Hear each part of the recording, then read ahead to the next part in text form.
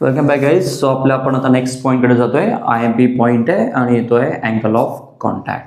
आता angle of contact simply एक angle आहे, क्लिअर आहे, बट तो ॲट अ पॉईंट ऑफ कॉन्टॅक्टला घेतला म्हणून त्याचं नाव असं स्पेसिफिक दिसतंय, युनिक नाव दिसतं, that is angle of contact. आता पहिले बेसिक आयडिया सांगतो की अँगल ऑफ कॉन्टॅक्ट काय आहे ते, आणि मग आपण आपल्या डेफिनेशनकडे जाऊया काय आहे ते. सो बघा, जर आपल्याला अँगल डिफाईन करायचं असेल, क्लिअर आहे, तो अँगल आपल्याला दोन लाईन्समधला लागतो, राईट. म्हणजे ॲटलिस्ट दोन लाईन्स काय त्या डिफाईन केल्या पाहिजे, त्याच्यामधला जो अँगल असेल तो आपल्याला रिक्वायर्ड अँगल आपल्याला मिळणार आहे. सो इथे पण आपल्याला दोन सरफेस किंवा दोन लाईन्स पाहिजेत, त्याच्यामध्ये आपण एक अँगल डिफाईन करणार, ज्याला आपण अँगल ऑफ कॉन्टॅक्ट बोलतोय. आता पहिले कन्सेप्ट काय आहे ते बघूया, आणि मग आपण त्याची डेफिनेशन काय आहे त्या पॉईंटकडे जाऊया.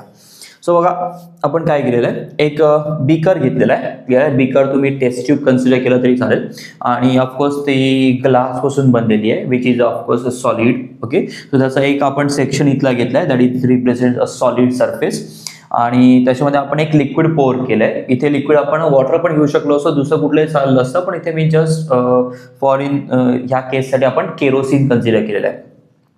सो केरोसिन ह्याच्यामध्ये आपण पोर केलंय, आणि केरोसिन पोर केल्यानंतर ऑफकोर्स वरती काय आहे, एअर आहे.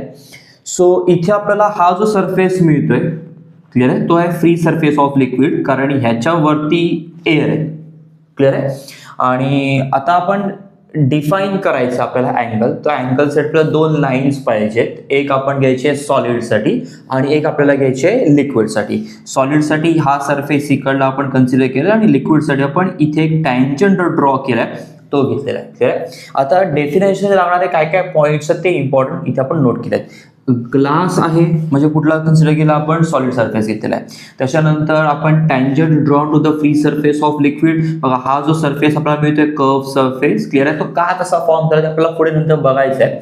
त्याच्यानंतर tangent drawn to the free surface of liquid आपण इथून घेतलेलं आहे. आपण इथे पण घेऊ शकतो, इथे हा पण फ्री सरफेसच आहे, पण आपण इथून का घेतलं, कारण आपल्याला at a point of contact पाहिजे की जिथे दोन्ही सॉलिड आणि लिक्विड सरफेस एकमेकांच्या कॉन्टॅक्टमध्ये येतात, आणि तो पॉईंट ऑफ कॉन्टॅक्ट आयदर हा येतोय किंवा हा येतोय. तुम्ही इथे घेतले चालेल, इथे घेतले चालेल, पण तो रॅन्डमली मध्ये कुठे घेऊन जाणार नाही. आपला अँगल पाहिजे, अँगल हा दोन लाईन्स मधला असणार आहे. सो म्हणून आपण इथे आपण कन्सिडर केलेला आहे. सो एक tangent drawn to the free surface of liquid, त्याच्यानंतर इथे जो आपण घेतला that is a point of contact, आणि वरती ऑफकोर्स काय आहे, तर एअर आहे, क्लिअर. हे जर टर्म्स कळल्या असतील तर अँगल ऑफ कॉन्टॅक्टची डेफिनेशन सिम्पल आहे. ओके, डिफाईन कसं केलं बघा, when liquid is in contact with solid. इथं आपण केरोसिन घेतलेलं आहे, जे सॉलिड आहे ग्लासच्या कॉन्टॅक्टमध्ये.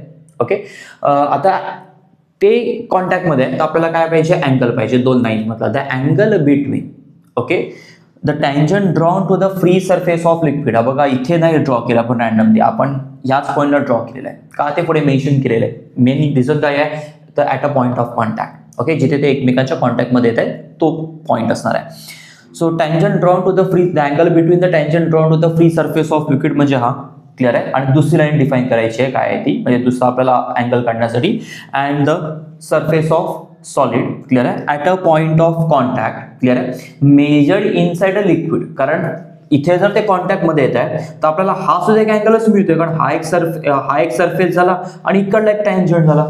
बट आपल्याला तो मेजर कसा करायचा आहे, इनसाइड लिक्विड मेजर करायचा आहे, आणि म्हणून आपण हाच अँगल घ्यायचा आहे. त्या अँगलला आपण काय बोलतोय, अँगल ऑफ कॉन्टॅक्ट.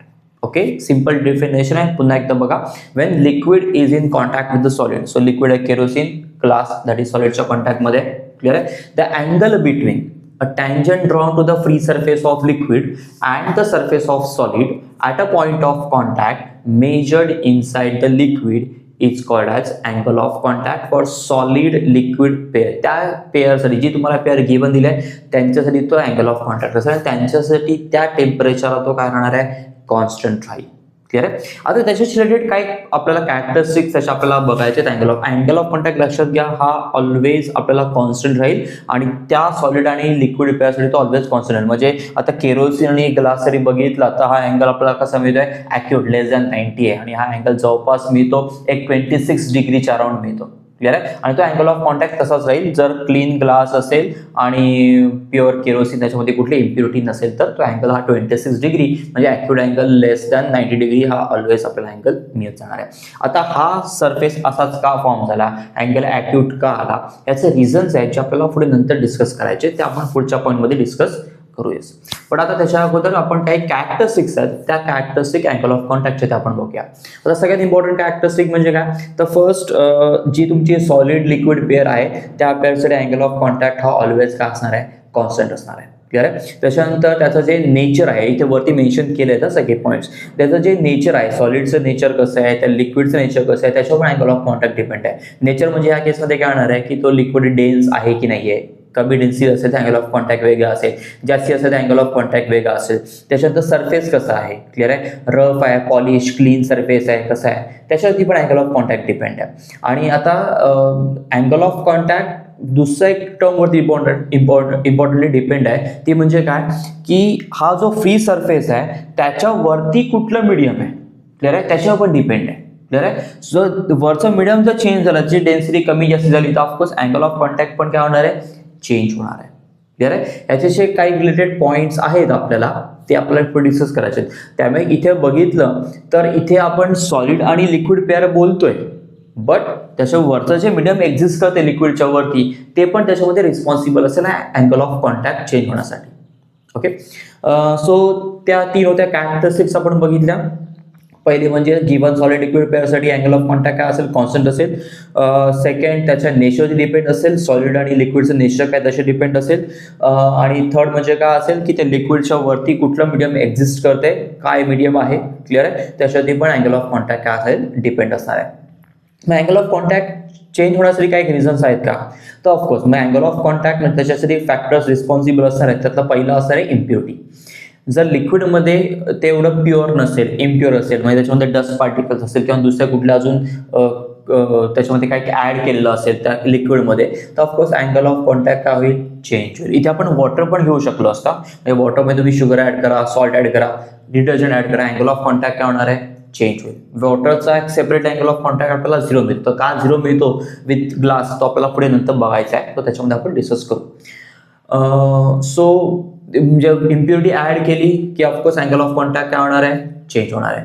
दुसरं म्हणजे टेम्परेचर जर चेंज झालं तर ऑफकोर्स अँगल ऑफ कॉन्टॅक्ट पण काय होईल, चेंज होईल. त्यामुळे जर टेम्परेचर कॉन्स्टंट असेल तर अँगल ऑफ कॉन्टॅक्ट काय राहील, कॉन्स्टंट राहील. बट टेम्परेचर जर चेंज झालं, सो आता फॉर एक्झाम्पल एक केरोसिन आणि ग्लाससाठी रूम टेम्परेचरला ऑलमोस्ट आपल्याला त्याचं अँगल ऑफ कॉन्टॅक्ट आहे तो 26 डिग्री आहे.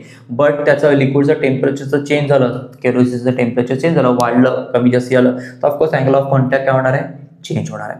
आणि असं ऑब्झर्व केलेलं आहे की टेम्परेचर जर लिक्विडचं इन्क्रीज झालं तर अँगल ऑफ कॉन्टॅक्ट हा काय होतो, डिक्रीज होतो.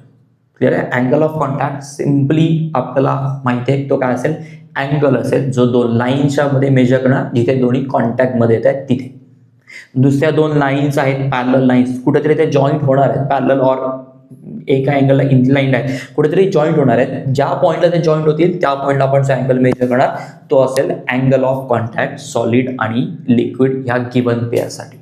ओके.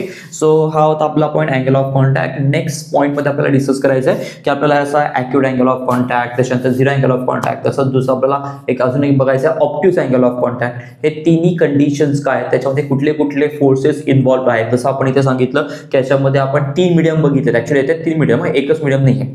सॉलिड हे एक मीडियम आहे, क्लिअर आहे. त्याच्यानंतर लिक्विड हे एक दुसरे मीडियम आहे, त्याच्यानंतर एअर हे एक मीडियम आहे त्याच्यामध्ये. सो सॉलिड लिक्विड ही पेअर आहे आणि त्याच्यावरती एक्झिस्ट असणारा मीडियम, त्याच्यावरती पण अँगल ऑफ कॉन्टॅक्ट डिपेंड आहे. सो त्याच्याशी रिलेटेड कॉन्सेप्ट आपल्याला पुढे व्हिडिओमध्ये बघायचेच आहे.